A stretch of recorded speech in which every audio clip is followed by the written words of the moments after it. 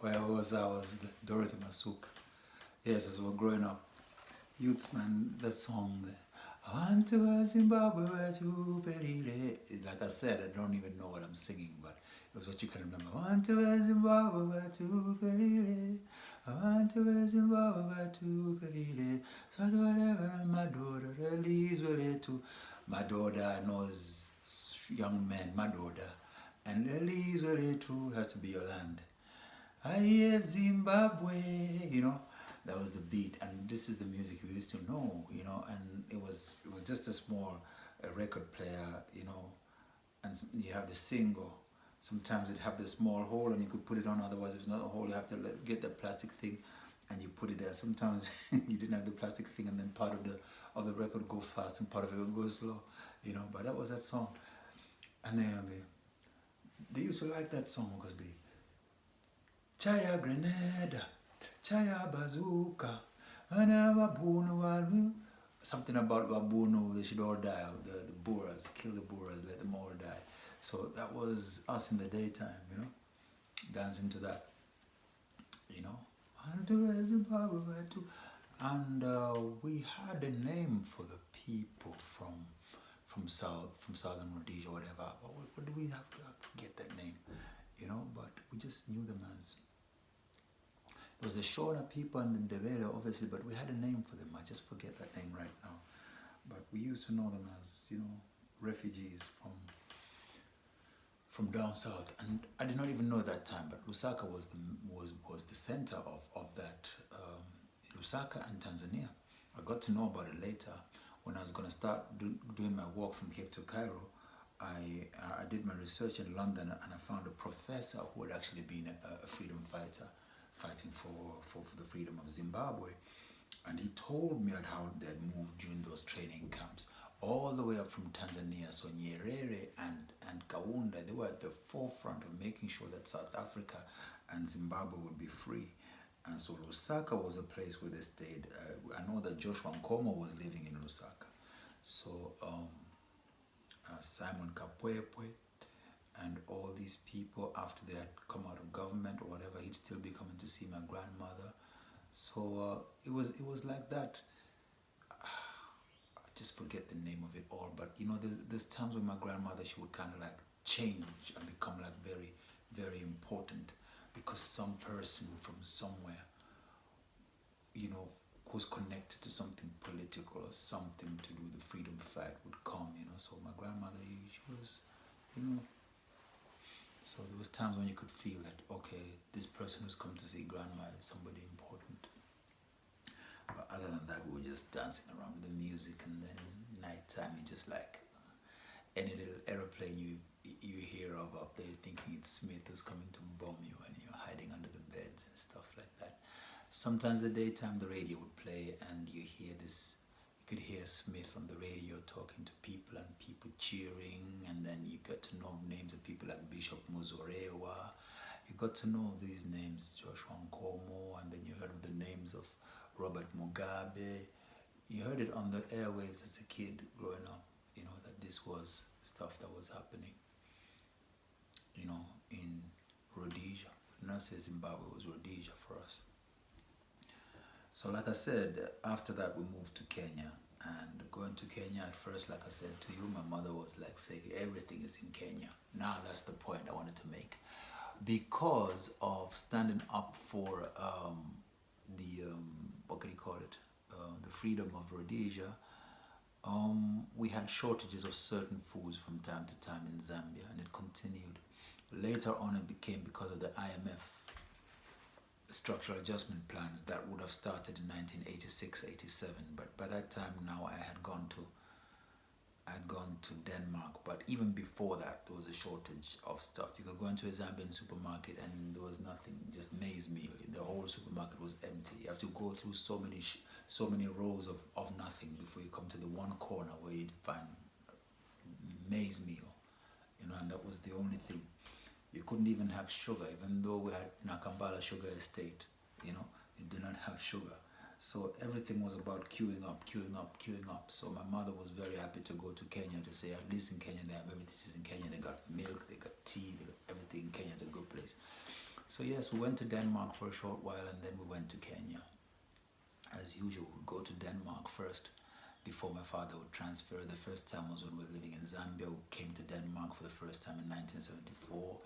You know, that's the very first time coming to Denmark. And then we went to Tanzania, and then second time again, my brother and my sister went to Denmark, and me and my sister stayed in Zambia. This time we stayed in Zambia all the while, and then going to Kenya. We went to Denmark first, then arrived in Kenya, 1979, and we came into Kenya, and that was Daniel Toroitich Arap Moi's Kenya. So the old man had died the year before, Jomo Kenyatta, and President Moi was talking about how we would follow in the footsteps of Harambee. So Harambee was Jomo Kenyatta, and President Moi was saying that you're going to follow in the footsteps, which in Swahili would be Nyayo.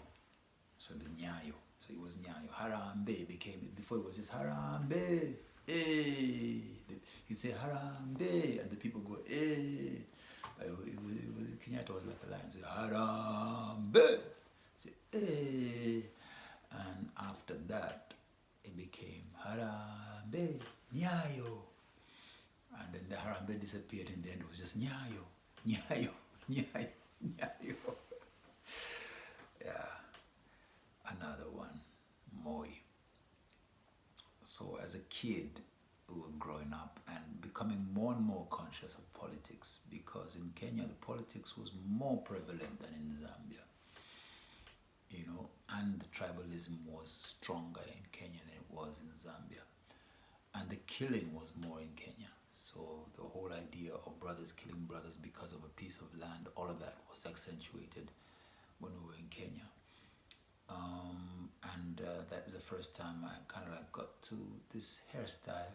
First, you saw the braids of the women in Nairobi and in Mombasa, you know. And I used to think that was the same thing that dreadlocks was, because you have to remember there was that album by Stevie Wonder, Hotter Than July, where he's got braids, you know. So when I started hearing about Bob Marley, I thought it was the same thing.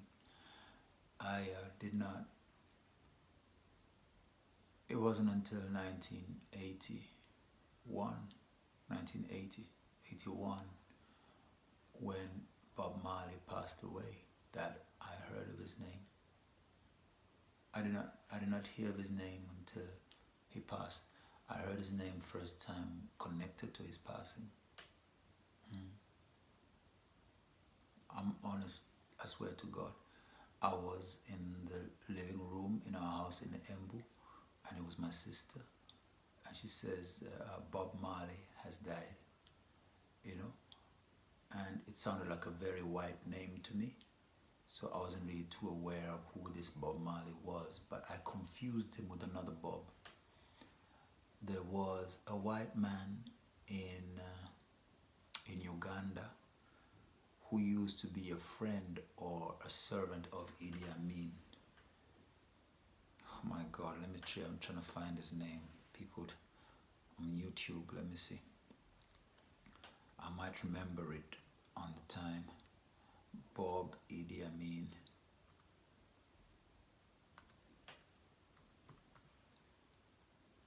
Idi Amin Dada. Bob Astles. Major Bob Astles, aide to Idi Amin Dada speaks. I'm gonna have to go check that myself, see what he says, but yeah. So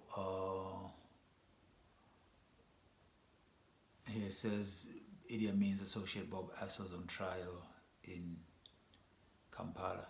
So for me, that was, you know, we knew of Idi Amin definitely, and so it's a Bob Astles, Bob Marley. To me, it was like, I thought it was a white guy, just like Bob Astles, you know.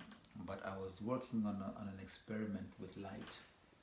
You know, we have these cardboards and light passes through light, one of those things, you know, and just checking to see if the light would hit, you know, like two.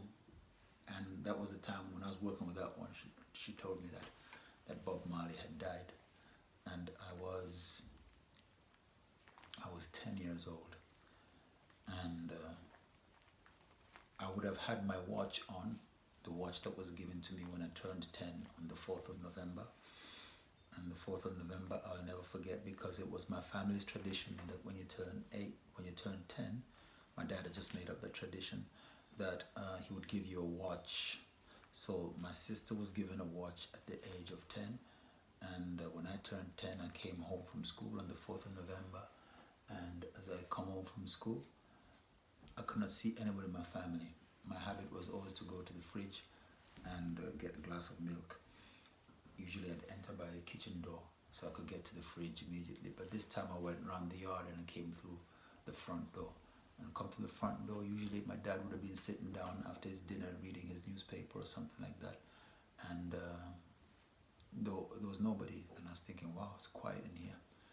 And then as I entered the middle of the room, I heard them coming through the corridor, and they were singing, and they came in a row. Kimber, the youngest first, then Danny after him, my sister, and then Helen after him, after Danny, and Rachel was not there, she was at boarding school. And then my mother, and then my dad, and they all had their hands on each their shoulders, and they came singing happy birthday to you. And they came to me and they gave me my watch, and it was a great day. But why I say that is because that day, somewhere, either in Jamaica or in Miami or somewhere, Bob Marley was baptized into the Ethiopian Orthodox Church on the 4th of November, and they gave him the name Berhane Selassie. So it was a day of celebration, you know. And then that would have been November 1980. So so it was after May 11th, 81 that I got to hear his name. And then from then on it became more prevalent because there was a magazine from South Africa called the Drum Magazine. And then I was reading through that because I used to read everything. And there was an article there about Peter Tosh. And Peter Tosh was saying that something about like Bob Marley was not, something that said that Bob Marley was not the real deal or whatever. However, they said that or that he didn't suffer like us, or there was just some differentiation about that, you know, that he lived in a better place or whatever. I can't remember what the story was, if it was construed or whatever. You'd have to find it. You probably can find that article nowadays. Drum Magazine, you know. Or it could have been an article in one of Kenya's daily newspapers. But there was a picture of Peter Tosh, so I actually saw Peter Tosh, and then I saw that hair. So that was my first association of Bob Marley having long hair, because I thought, well, okay, this is brother talking, then he Bob Marley must also have long hair, you see. So what was going on in my mind at that time was different things, you know. There was Jim Hawkins, Treasure Island. Those the type of books I was reading at that time. So, you know, pirates and the Bible, and also reading what's it called, Facing Mount Kenya by Jomo Kenyatta. So I was coming into touch with Kikuyu history, and that is actually the place where the hair was more like, you know, they started to know of dreadlocks as the hair that the Mau Maus had, you know. So for me, the hairstyle, I never really associated it with reggae music. First, I associated the hairstyle with the Mau Mau. Yeah, because we learned about Mau Mau. That we learned about. I saw pictures of Dedan Kimathi before I saw pictures of Bob Marley, you know. And Mau Mau, everybody was talking about. When I was going to school, on my way to school, my school friends, they were always talking about the history of the Mau Mau, or we'll be talking about, go by some bushes, say, be careful, there's a Mau Mau in the bush, that kind of thing, you know.